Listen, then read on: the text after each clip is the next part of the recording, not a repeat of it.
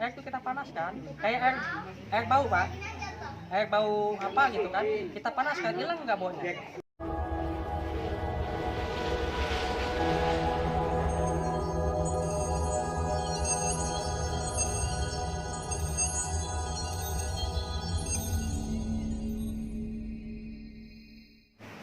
Kita di sini saya sebagai dosen juga di Universitas Magelang, ya.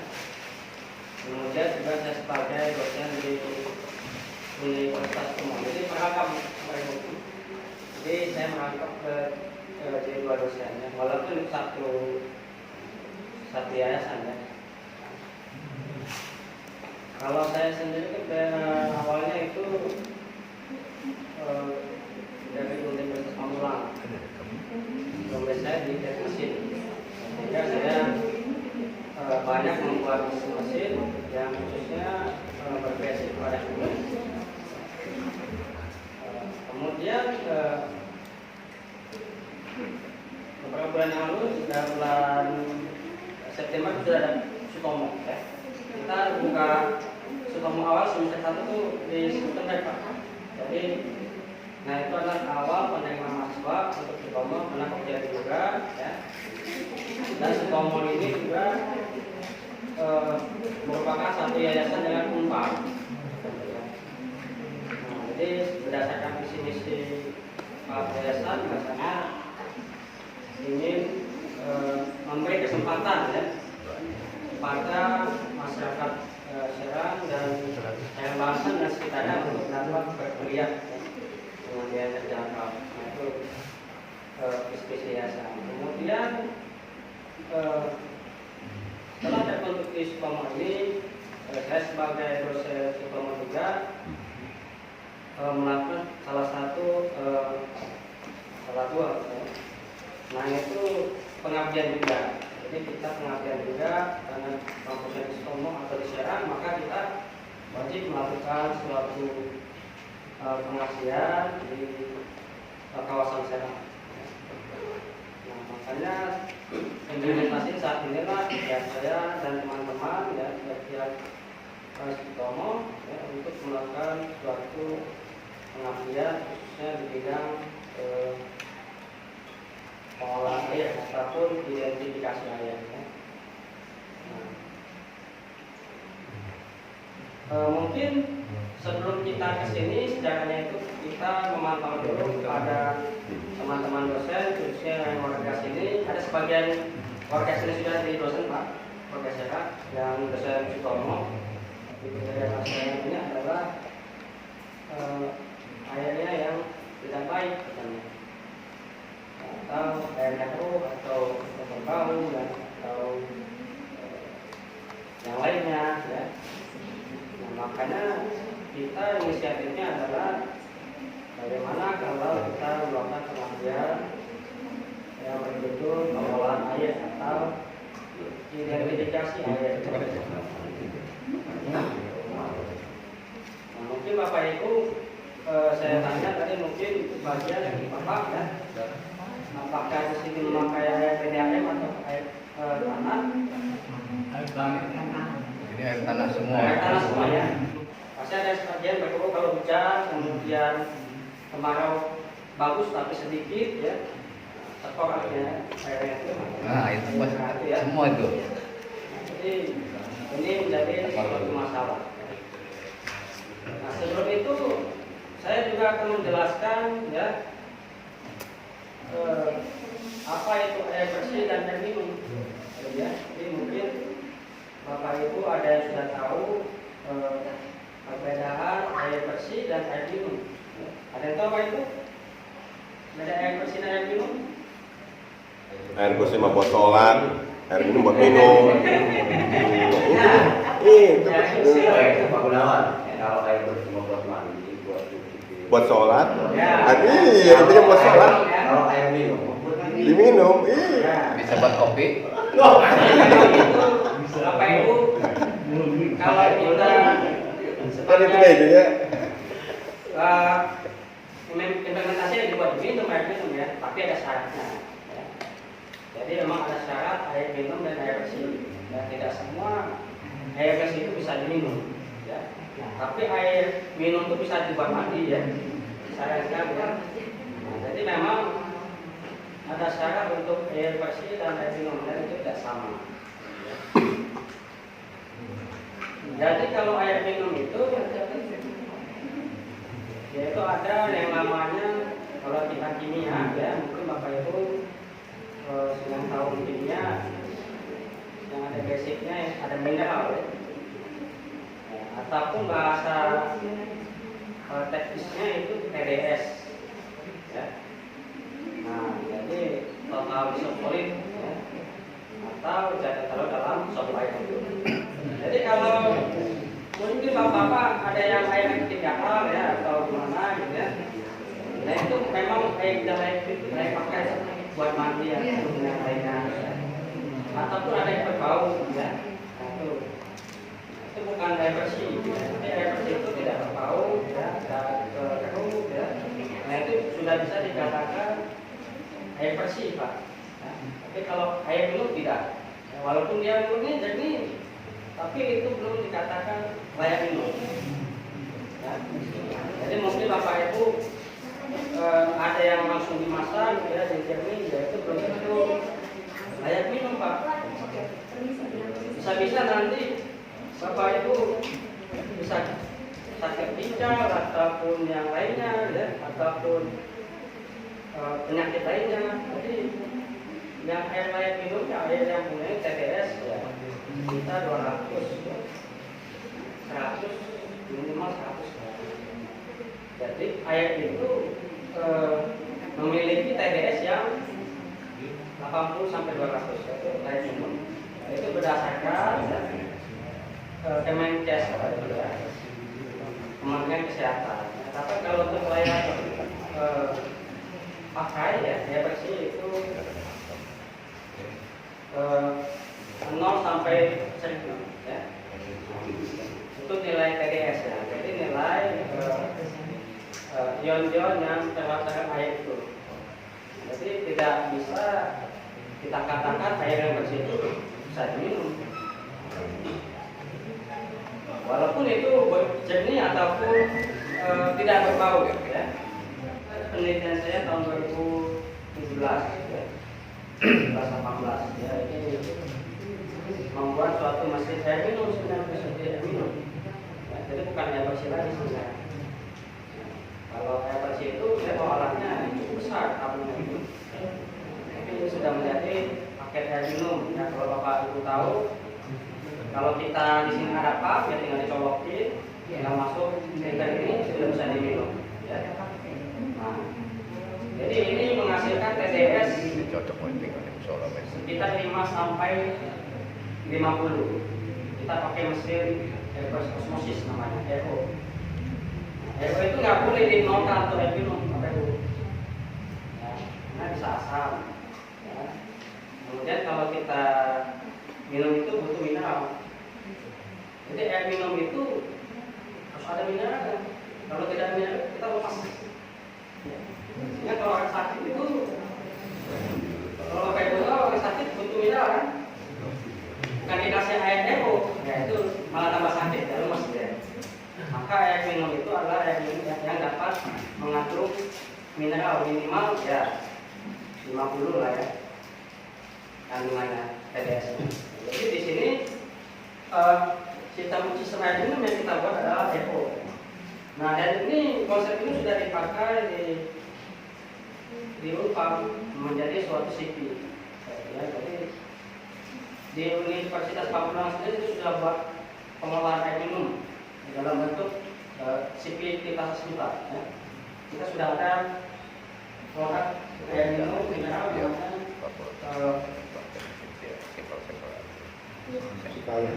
apa namanya? Ya seperti kita sesuatu ya, kita sudah punya itu dan saya juga membantu dalam hal teknologi ya. Nah di sini ada namanya ini grafit atau karbon, kemudian ada sedimentasi ya. Jadi ada dua filter, yang karbon dan sedimentasi. Jadi yang hitam itu adalah karbon, ya, apa fungsi karbon, ya. Dan itu adalah setelahnya adalah sedimentasinya. Jadi tergantung air papa ibu, apakah air papa ibu itu hanya bau tapi jernih, ya, itu akan ada yang butek tapi tidak berbau, ya pasti. Nah itu adalah penyakit yang bisa dihilangkan dengan rumus tertentu. Ya, jadi tidak semua itu bisa dihilangkan dalam satu waktu. Jadi tergantung penyakit air itu apa sehingga itu bisa dihilangkan. Nah ini kan bahan-bahan kimia. Jadi untuk penanganan besi dan mangan, ya biasanya besi itu berbau. Air bau itu ya, kalau lumpur ya itu mengandung besi. Nah itu bisa kita pakai resin ya, pakai itu ya. Air tanah itu 200-150. Nah kalau kita masukkan alat ini, ya bisa mencapai 5 ya, 5 sampai 20. Nah ini sudah bisa diminum. Karena kalau sistem RW itu dia bakteri juga nggak akan masuk, ya. Karena kan 0,1 mikron itu, ya, pori-porinya itu. Jadi bakteri juga nggak akan masuk. Tapi ada juga ditambah dengan UV biasanya. Nah, tapi RO biasanya nggak usah ditambahkan karena sudah kecil ya mikronnya. Tapi kalau yang biasa model air biasa yang hanya filter dengan seperti yang dijual di depot, mereka nggak pakai RO ada tuh, tapi pakai filternya sama UV saja. Kalau dia pengen nambah oksigennya pakai ozonizer yang ada. Jadi semua air bisa teknologi itu bisa dibuat Pak. Jadi tinggal sedangkan air banjir bisa jadi minum kok. Bukan hanya air yang buat tanah, air banjir saya bisa jadi minum. Tapi ini persoalannya dalam air. Kira-kira apa yang bisa dilakukan? Karena kamu sekarang belajarnya dan kemudian alat itu tadi mengantisipasi dari persoalan yang ada. Tapi ini tentu kan prosesnya juga saya yakin juga masih panjang ya Pak ya. Karena penelitian ya kan kalau benar persoalan itu ini adalah kondisinya air dan lain sebagainya. Itu jangan-jangan yang lainnya. Ya kan? Jadi tentu kita perlu ngobrol ya diskusi dalam dan lain sebagainya. Saya pikir hari ini Bapak dan Ibu, iya biar nggak capek kan, biar kita santai aja nggak capek Pak, jadi kita diskusi santai. Jadi mungkin hari ini yang saya nangkap adalah semacam presentasi bahwa kampus telah melakukan sedikit banyak penelitian tentang pengelolaan air di dalam gitu ya. Jadi memang pemukiman yang penuh padat penduduk itu biasanya pakai air pengolahan supaya tidak tadi air yang masuk ke dalam tanah itu diambil lagi tapi tidak diolah, kan masuk ke dalam tubuh. Nah, sehingga itu fungsinya itu. Apa itu yang bersih, apa itu yang minum. Selama ini kan sama saja mungkin kan, apa saja minum jadi ya gitu. Baik, terima kasih atas pemaparan materi. Jadi itu penjelasan mengenai perbedaan tentang air bersih dan air minum. Nanti kita coba operasikan alatnya di luar dan nanti kita tes untuk airnya itu dicek TDS-nya. Jadi kadar TDS itu membuktikan bahwa air itu layak untuk diminum atau tidak. Jadi sebenarnya itu berfungsi untuk yang pertama edukasi dulu, yang pertama Bapak Ibu edukasi untuk menambah pengetahuan untuk kita semua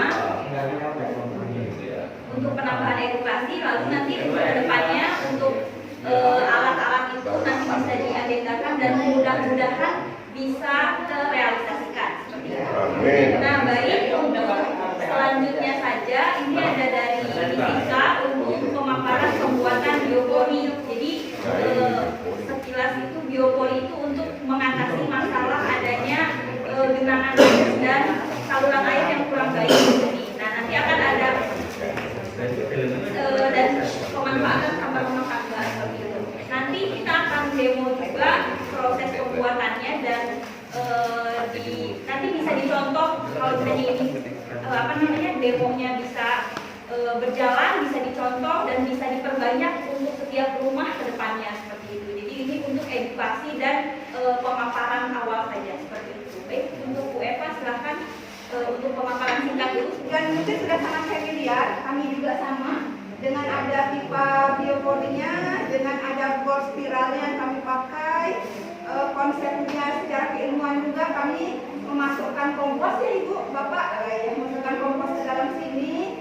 Dan dari kompos ini kemudian nanti akan muncul biopori, berharap bahwa zat-zat organik yang di dalam sini, kemudian datang mikroorganisme, bakteri yang ada di sini akan ikut memberikan jalur bagi air. Jadi kalau misalnya kalau di daerah subur itu kan organisme subur banyak cacingnya. Kenapa begitu? Karena cacingnya itu akan membuat kayak jalur air, bro. Jalur air sehingga dia penyerapan air buat tanah itu maksimal. Nah itulah yang kemudian kita gunakan di biopori ini, dimasukkan sampah organik. Kemudian kalau ini kan tanahnya di sini, jadi cacing kan masuk ke sini. Jadi cacing itu akan membuat kayak jalur, cacing bergerak membuat jalur, kemudian akan tercipta tanahnya itu akan seperti bergabung. Jadi penyaluran air dari atas sini saat aliran air itu lebih gampang ke dalam tanahnya. Itu yang pertama. Yang kedua, komposnya itu akan berfungsi. Tanah ini kan di dalam tanah sekitarnya itu akan lebih subur.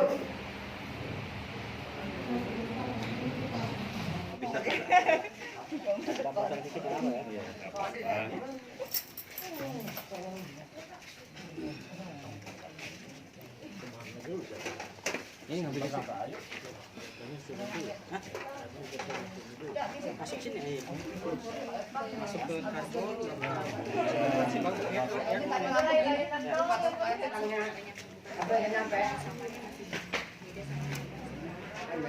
TDS-nya dulu, TDS-nya berapa?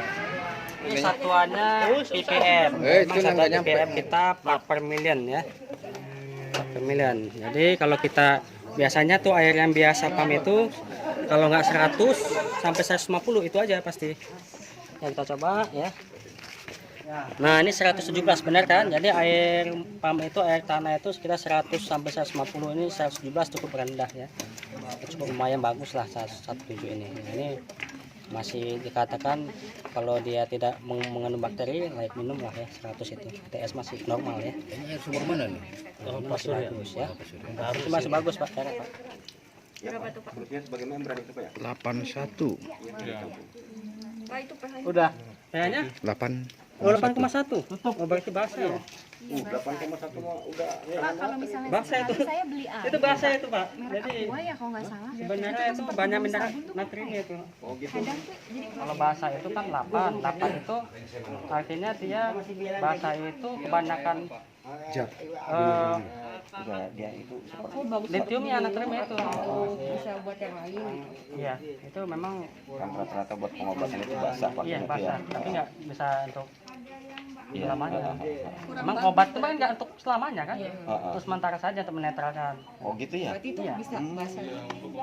Jadi memang Iya, kita iya, netral itu kan 7.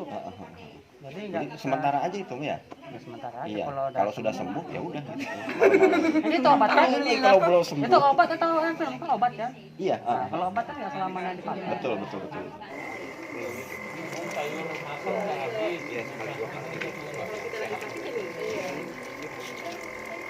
Yang mana ya Pak yang keluar Pak? Ini air Pak. Ini RO, ini filter biasa, ini karbon. Ya, jadi untuk mengsetting kadar ppm-nya ya di sini mau dia 50, 10 sampai 5 dia bisa. Bisa. Nah, air RO-nya ini air buang ini. Coba diambil air RO-nya. Nanti TDS-nya dicek. Nah ini kalau udah gini kecil ya, ditekan lagi jadi besar ya. Itu air buangannya bisa buat nyuci nggak Pak? Bisa. Buat mandi. Karena itu sih saya. Iyalah, lebih banyak yang kebuang. Makanya air minum itu emang lebih banyak yang kebuang ini. Tapi ini bisa jadi air mandi ya, air mandi. Nah, dikecilkan air ininya buangannya. Jadi besar RO-nya tuh. Nah, coba TDS-nya dicek. TDS-nya. Berapa Bapak Ibu? 340 ya? Berapa? 43 tadi 115 ya. 39, 38 tambah kecil. Nah, sekarang buangannya itu nambah nggak TDS? Coba buangannya cek, buang Pak. Buang dulu, buang tuh. Nah, sip. Tetap Pak 100. Oh dia tetap 100 ya? Atau dia bisa nambah karena dia kebuangnya dari putih gitu ya? Agak keruh lagi ya? Ada keruh ya? enggak itu balon-balon aja. Itu balon-balon aja tuh. Nah, saya nambah. 94 berapa? Nambah. 94 Jadi sini kurang dia nambah gitu ya. Kalau syarat air minum kan 100 sampai 300. Kalau 100 masih layak lah. 43-nya bisa ya? Bisa. Nah, ini normal 43 untuk yang kalau batu ginjal itu kan mengandalkan banyak mineral. Ya. Kalau batu ginjal pokoknya dikit-dikit mineralnya konsumsinya. Dicek ini ya. Yang nah 7 itu normal lah. Bagus. Kalau air Iya, untuk tadi yang bau kemudian yang apa keruh itu ada pakai tabung besar. Pakai ini nggak bisa ya? Ini bisa diminum ini. Nah, ini mah kalau kecil buat perorangan ini. Iya perorangan ini. Bakteri kan 0,1 sampai 2 mikron. Sebenarnya sudah bisa bakteri udah nggak akan lewat. Cuman supaya aman pakai UV lagi. Mereka pengennya safety-nya tinggi kan. Ini buat minum loh bukan buat main-main ini gitu. Nah, ini safety-nya tinggi. Makanya mereka pakainya dilewatkan setelah ini dilewatkan UV. Nah, tergantung debit. Berapa debit yang kita inginkan kan gitu. Ini nanti tergantung lokasi nih mau debitnya berapa, kita skemakan pada arangan itu. Ini kan cuma skala-skala lab, simple gitu. Tapi kan kalau skala memang produksi nggak simple ini gitu Mbak ya. Katanya itu kalau mungkin infektan terus mungkin infektan baru gitu ya. Iya, iya. Buat cancer. Iya. Nah, itu kan buat mandi bukan buat minum. Kalau yang untuk di luar tubuh nggak masalah kalau ini Ada itu. orang yang harus air Oh, klorid Cl dia kalau dipanasi Cl keluar. Jadi klorid itu kan gas. Jadi kalau air itu kemana? Air itu kita panaskan kayak air bau Pak. Air bau apa gitu kan? Kita panaskan hilang nggak baunya? Hilang. Karena gas-gas kotoran itu biasanya gas sulfur ya yang masuk air itu jadi bau. Jika kita panaskan, uap, dia hilang baunya. Karena itu sulfur itu kan gas itu. Iya, jadi memang dengan pemanasan bisa. Maka saat ini itu bagaimana mengurangi energi kan gitu. Daripada kita pakai energi bahan bakar, bagus. Langsung aja kayak nggak usah pakai energi bahan bakar, langsung pakai minum kan. Jadi hemat energi itu yang di saat ini dibutuhkan. Di air yang dari PDAM itu misalkan kalau buat dikonsumsi itu bagus nggak Mas? Nah ini kan itu perlu dimasak lagi supaya menghilangkan Oh, klorin. iya. Kadang-kadang kan ini apa ada yang buat masak akhirnya Iya kayak bau kamu. Ya, ada mengendap semodel. ya itu endapan itu. Nah, Jadi memang putih, kita putih. dimasak jadi endap. Nah itulah yang mengendap tuh besi kan. Nah, sehingga lihat TDS-nya Pak. Jadi air minum saya katakan tadi TDS-nya dilihat apakah itu di atas 500 atau di bawah. Karena kan kebanyakan kalau banyak kali kapur ya bisa jadi kapur di saluran kencing kan. Udah. Kalau bisa itu konsumsi air yang TDS-nya rendah tapi tidak habis ya, mineral tidak habis gitu. Jadi kalau bisa mineralnya yang